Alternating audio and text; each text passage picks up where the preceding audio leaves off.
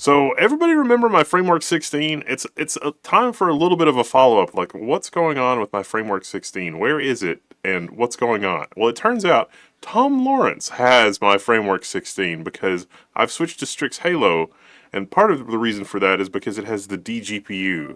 The framework has the DGPU, and I didn't enjoy that experience in a portable machine. And then I experienced Strix Halo, and I was like, oh my gosh, this is amazing. But Framework has an upgrade for the Framework 16, and the upgrade is pretty amazing.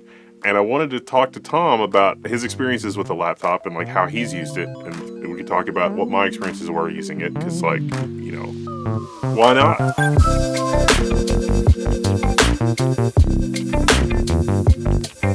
So welcome, hello. The first problem I have to note was when me and you chatted about the laptop was you told me you broken the keyboard for me, and with the upgrade I got a new keyboard, and I would have just kept the old one, but this has got the full RGB color on it. Nice. So I I'm going to use a new keyboard. So I got to break the keyboard in again, but that's okay. It does have a little bit of flex in the deck for the keyboard, but in terms of a laptop for writing and a laptop for doing work, it's incredible. It's kind of hard to find a bag that it fits in properly, which is the other slightly annoying thing, because it didn't fit super amazing in my camera bag. But it was insanely zippy. It was a first-class Linux experience. It was super upgradable, and I had room for 2 SSDs, which was also pretty exciting. Yeah, and I'm still using that Solidyne that you had in there, and that is absolutely just so fast. So fast, and also very power sippy. It is like the perfect place on the curve for not chewing up the battery and also insanely fast. And so that's like the whole thing here is like Framework has an upgrade kit. You don't have to replace the laptop. You could just get a new board for it. And so that's what you've done. Yeah, and you had it all assembled and things like that. So I limited amount, goofing with it and taking it apart because I wanted to see it come apart to play with it a little bit. And I never took it all the way apart. And I was like, when the framework upgrade came in, I was thinking, okay, this is project time and it's going to be a lot, because I, repaired laptops before and it's always tedious. And this was obviously, as their reputation has, one of the least tedious things ever created.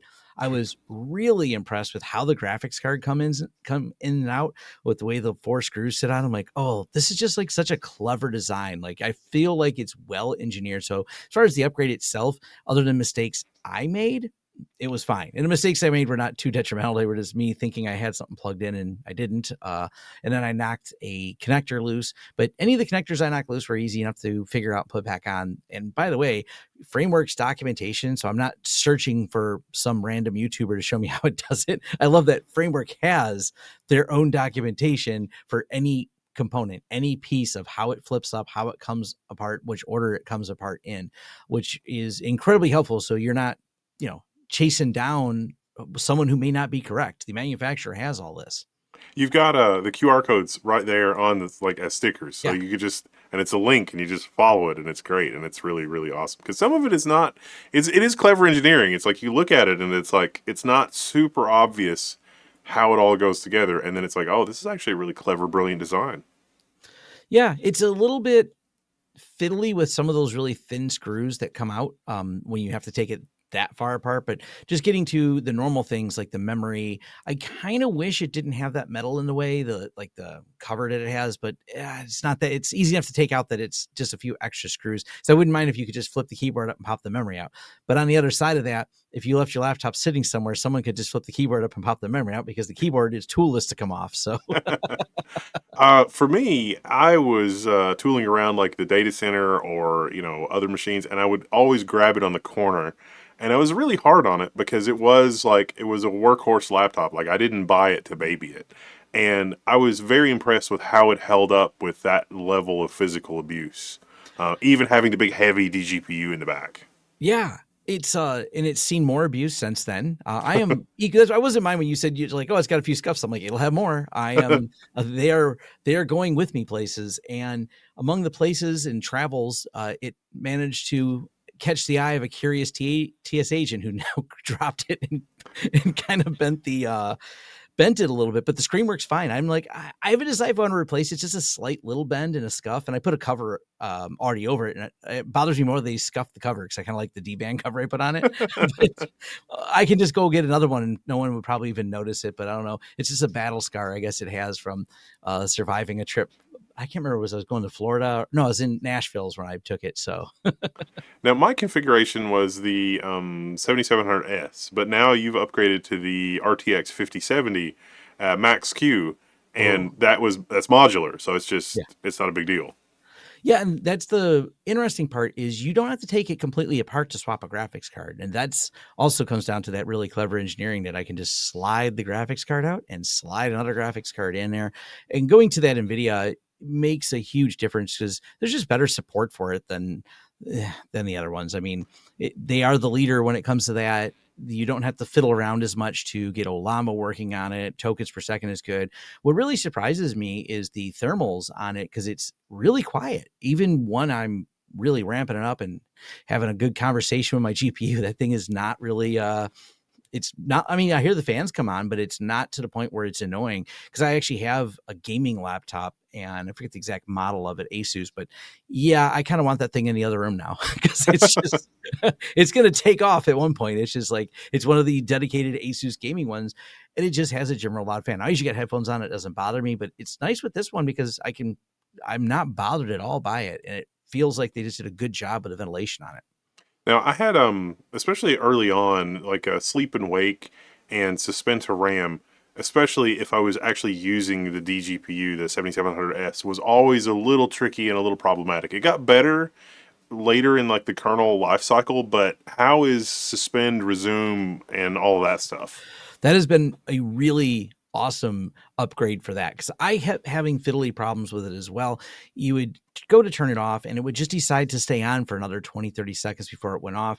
It also did this weird wake up thing where it would let me see the screen and it would go away, let me see the screen and go away. And then finally it would say, oh yeah, I guess you want to see the screen and press the fingerprint reader and log in. Those have just disappeared. And I didn't reload Linux on this. I mean, I just moved the drive, moved the memory, plugged it in, and that just works now. It suspends faster. The battery life seems better. It's hard to judge because especially I'm pushing harder with Olama and things like that, but it feels like I'm getting more battery life even when I was just surfing the web on it. Definitely a noticeable speed difference because it was already really fast before, but it's kind of next level fast. I thought we were playing with some Geekbench numbers and stuff, and it's just overall impressive. Even running Geekbench when it ramped up, fans never made so much noise. They're running, as I said, but wasn't annoying me. I think was it from a 7945 or 7965 or something like that to an AI9 HX370? Is that right? That sounds right. I'll throw all the specs on the screen so I'm absolutely accurate because they're not in my head right now. Well, of course, 24 threads, but also Yeah. better battery life. Like I love that. It's like we didn't throw everything away. It's like you can reuse the same keyboard, and it's like I'm just gonna swap the motherboard, same display, same everything else, same scuffed corner, and you're good to go. And the laptop, all of a sudden it's like, oh, maybe I can use basically the same laptop for 5 years if I can swap the motherboard at the 2 year mark. Well, this kind of reminds me of the 45 drives thing with building me a good chassis that I'm going to use over and over again and swap the guts of. And that's how I see framework of it's kind of expensive to buy. It's not going to be your best value proposition, certainly not the cheapest laptop on the market, but you're buying something that is very expandable, serviceable, and obviously the concerns people have are now being thwarted. Everyone's like, well, will they ever release a new motherboard? And here they are, not just a new motherboard, but a NVIDIA card in it and other options and more configurability. And I think the excitement around it, I mean, I want to see the success of this company because there are a lot of demand for things that are more open because generally speaking, I feel the world in 2025 has become more proprietary and more closed. So I'm welcoming seeing more of this. Yeah, I love the replaceability of the batteries. Or that is exactly what I was thinking. It was like this is a workhorse laptop, and I'm going to abuse it. Physically, I'm probably going to break it, and it's so easy to. It's like okay, I've dinged a corner or case. It's like I'm just going to swap the case, and it'll be fine. Yep. In the part availability, I mean, it's funny. I've even seen some of the handheld gaming companies kind of get into this, like the Pocket Retroid ones, where they sell little tiny replacement parts for it. And Framework does the same thing. If I need another keyboard, I can get it. If I need a keyboard in a different language, if I need bothered by that little bent frame, I can buy just the frame. I'm not hunting down a part on eBay. Go back to the manufacturer, grab the frame for the things. The screen's not broken. Pull the parts out. I actually might upgrade the webcam because the webcam is still their original version, and Mm. it's not great. But I don't Not think I do enough fabulous. conferencing calls on it that bothers me. If I do, it's not expensive and it's relatively simple to replace. And that is the amazing thing about the design is just it's like a ship of Theseus thing. It's just like, oh, and there you go. That, but it's also a very comfortable form factor. Like I wish that 16-inch laptops were more common because as like a portable workstation, it's not.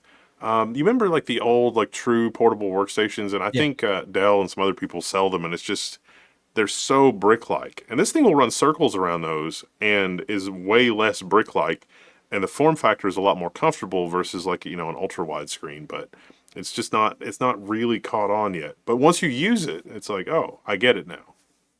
Yeah, this can be the type of laptop that you connect to a larger monitor at your desk and then take work on the road with you and feel just as comfortable with it. Like that's something I like. It's just such a workhorse, and they've thought about and engineered like the little hookups in the back with the display port and everything else. Like they've come up with through USB-C hookups on there and high wattage charging to still deliver that performance and be able to hook it up to external things, but then hey, take it to the data center with you and have everything right at your fingertips. Yeah, there's an unofficial GPU dock that gives you an Oculink connector as well. So you Ooh. could Oculink, that way, and that would be a thing. I think there's a plans for an 8 lane, or there's at least I've seen a design for an 8 PCIe lane sort of quasi dock like that. And it's like, oh, I love that kind of painting outside the lines. As the connectivity gets better, we'll be able to connect all kinds of fun things like that. You know, New different external processors we can add to it because we need more tokens per second on our models and Yeah. fun stuff like that. The future's looking pretty cool for that.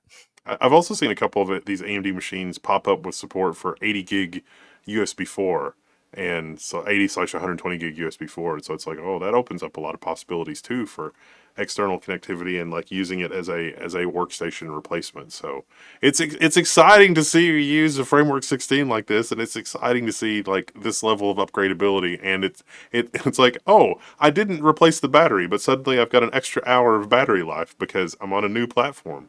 Yeah, because the newer processors, like you said, just sip the power, better design, more efficiency. So somehow I got a little bit faster and more battery life all at the same. But if I need to replace a battery, or let's talk about the future when a new battery design comes out that has more watt hours they can pack into it. Yeah, I'm sure Framework will have that. And we'll just slot the battery out and I'll get more life out of it again.